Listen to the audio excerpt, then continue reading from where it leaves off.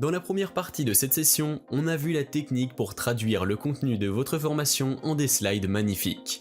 Maintenant, on passera à une étape précieuse, dans laquelle on va appliquer des effets de transition entre les différentes diapositives. En même temps, ajouter des animations avancées.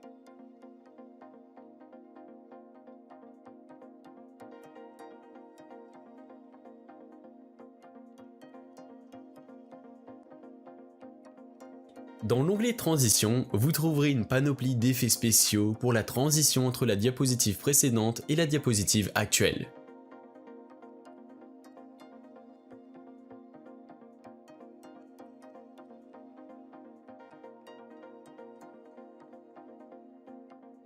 À titre d'exemple, on gardera l'effet théâtre pour le premier slide.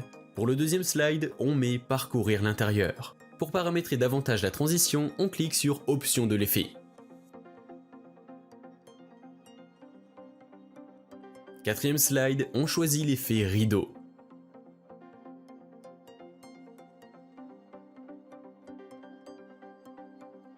La diapositive précédente s'ouvre en son centre et chaque côté est tiré comme un rideau pour révéler la diapositive actuelle. Vous continuez le test et l'application des effets sur l'ensemble des diapositives constituant votre support. Sans oublier que pour chaque effet, il y a des options que vous pouviez ajuster aussi.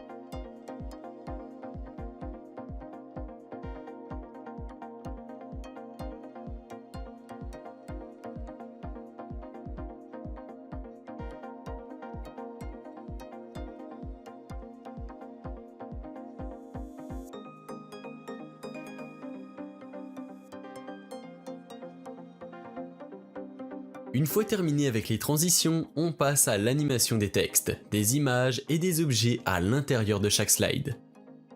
C'est aussi simple que vous l'imaginez. Il suffit de sélectionner l'objet à animer, puis vous choisissez l'animation qui vous plaît. Dans le volet animation, vous trouverez plus d'options pour personnaliser l'effet choisi, comme par exemple le commencement de l'animation, est-ce avant ou après l'animation précédente. Veillez à ce que l'ordre soit bien respecté. Avant de passer au slide suivant, cliquez sur Lire tout pour visualiser l'ensemble des animations appliquées afin de s'assurer que le tout est bien fait. Je vous laisse découvrir les effets disponibles sur le logiciel PowerPoint de Microsoft.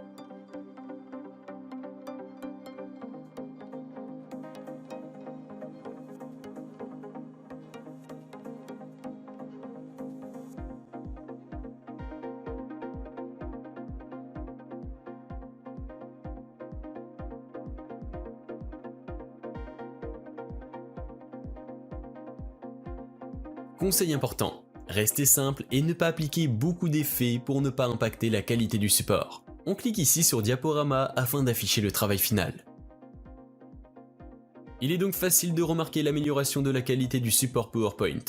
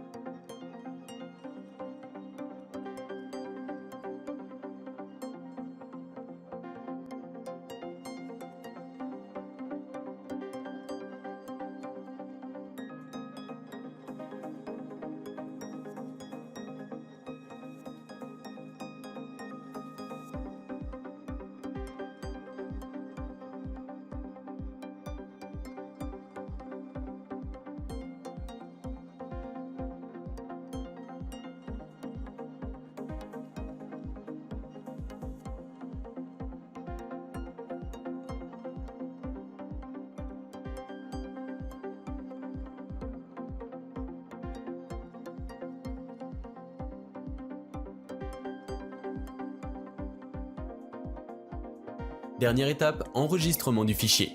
Cliquez sur Fichier, Enregistrer sous, choisissez l'emplacement où vous voulez enregistrer votre travail. Vous nommez votre fichier. Par exemple, ici, on met Module 1, présentation de la société Broba.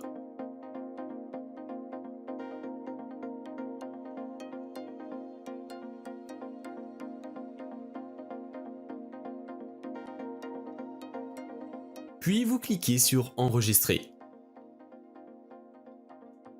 Nous allons refaire la même chose, mais cette fois-ci en changeant le type du fichier.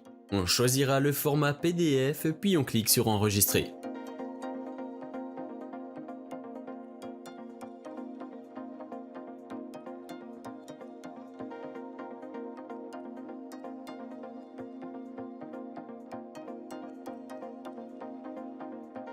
Cette version PDF servira du support qu'on va offrir à nos clients, alors que le fichier PPTX nous aidera par la suite dans le montage de la session de formation format vidéo.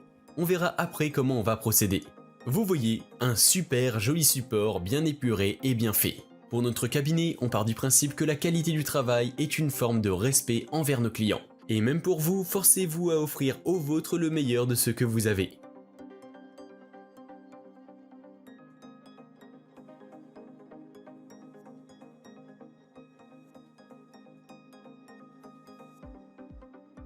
Pour résumer ce qu'on a vu jusqu'à présent, avant de commencer la création de votre formation, il est indispensable de définir clairement les objectifs à atteindre dans l'objectif de faire un scénario de qualité. Dès que vous avez fixé les modules et les sessions y afférents, vous passez à la rédaction du script pour chaque vidéo. Ce script sera traduit par la suite en support PowerPoint. Et pour assurer une meilleure homogénéité du contenu, on vous recommande de passer d'abord par l'élaboration d'un storyboard qui vous facilitera la tâche. Lors de la création de la présentation, mettez toujours devant vous la charte graphique de votre projet.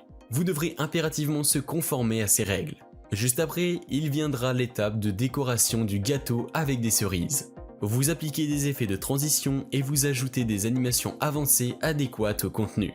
Dans les sessions prochaines de la formation, on verra les dernières étapes pour avoir votre formation clé en main. À très vite.